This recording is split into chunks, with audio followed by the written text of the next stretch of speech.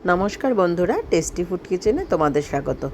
দেখতেই পাচ্ছ আমার কাছে কি আমি দেখাচ্ছি, বরবটি, রসুন, লঙ্কা আর টমেটো নিয়েছি। তো এগুলো দিয়ে আমি রেসিপি করব। তোমাদের কিন্তু আগেই দিয়ে দিয়েছিলাম কি করেছি। কেউ কিন্তু কমেন্টে বন্ধুরা জানাওনি কিসের ভর্তা। হ্যাঁ বন্ধুরা, আমি বরবটির ভর্তা করেছিলাম ওটা। তো বরবটির ভর্তা কিভাবে করেছি সেটা তোমাদের শেয়ার করছি।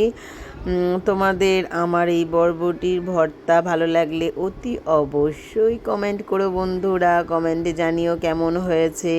আর করে কিন্তু অবশ্যই খেতে হবে, তারপরেই তো তোমরা জানাবে যে কেমন হয়েছে। তো দেখো, বরবটি ভর্তা করার জন্য কিন্তু আমি নিয়েছি 500 গ্রাম মতো বরবটি, আর ওই 10-12 কোয়া মতো রসুন, 4-5টা কাঁচা লঙ্কা আর 2টো মিডিয়াম সাইজ টমেটো। এগুলোকে বেশ ভালো করে আমি কেটে রসুনের খোসা ছুলে গুছিয়ে নিচ্ছি ফার্স্টে। তারপরে এগুলোকে আমি ভালো করে জলে ধুয়ে নেব।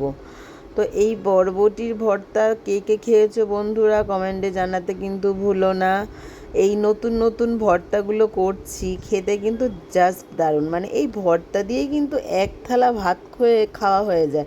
সিরিয়াসলি, রোজ যদি ভর্তা থাকে পাতে, তো মানে ভাত কিভাবে যে নিমেষের মধ্যে খাওয়া হয়ে যায়, মাছ মাংস কিছুই লাগে না। যদিও আমি যেদিনকে ভর্তা করেছিলাম আমার মাটনের ঝোল ছিল, তো মানে মাটন করেছিলাম, পাতলা মাটনের ঝোল, কিন্তু পাতলা মাটন ছেড়ে কিন্তু আমি ভর্তা দিয়ে খেয়েছি। দাদাভাইও তাই করেছে, ভর্তা দিয়েই বেশি ভাত খেয়েছে। দাদাভাই তো এমনিই মটন খাওয়া বারণ। তো দেখো, ভর্তার জন্য আমি প্রথমে এই সবগুলো মানে রসুন, বরবটি, টমেটো 2টো আর কাঁচা লঙ্কা একসাথে একটু হালকা ভাপ দিয়ে নিলাম।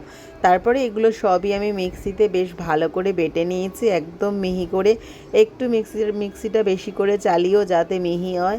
তারপরে একটু পরিমাণ মতো তেল দিয়েছি, যেহেতু ভর্তা তেলটা একটু বেশি পরিমাণ দিতে হবে। আর তার মধ্যে একটু বেশি পরিমাণ কালো জিরে ফোড়ন দিয়েছি।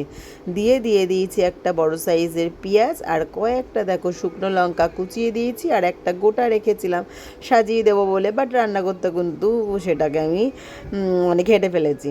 তো যাই হোক, এবার পেঁয়াজটা মোটামুটি একটুখানি ভাজতে হবে, একটু লাল লাল ভাজলে গন্ধটা ভালো আসবে।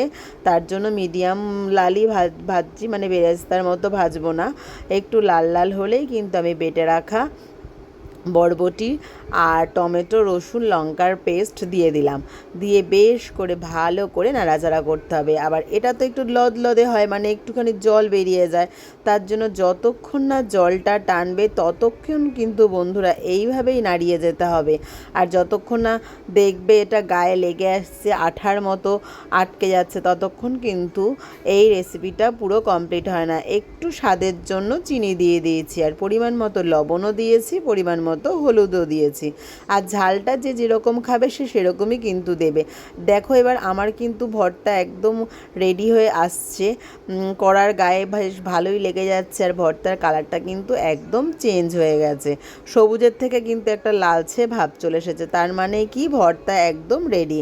তো বন্ধুরা, তোমরা এইভাবে বরবটির ভর্তা বা বাটা যাই বলো, একবার অন্তত করে খেও, আর আমাকে কমেন্টে জানিও তোমাদের কীরকম লাগলো আমার এই বরবটির ভর্তা। আমি কিন্তু ফার্স্ট টাইমই করেছি, খুব ভালো লেগেছে খেতে। তো ফেসবুক থেকে দেখলে তোমরা আমার পেজটা ফলো করে দিও, আর ইউটিউব থেকে দেখলে একটা সাবস্ক্রাইব করে রেখো নতুন ভিডিও পাওয়ার জন্য। আর তোমরা যে আমার ভিডিওটা দেখো তার জন্য তোমাদের অশেষ ধন্যবাদ বন্ধুরা। আর বন্ধুরা, তোমরা এইভাবেই কিন্তু আমার পাশে থেকো, আর এভাবেই আমাকে সাপোর্ট করে যেও।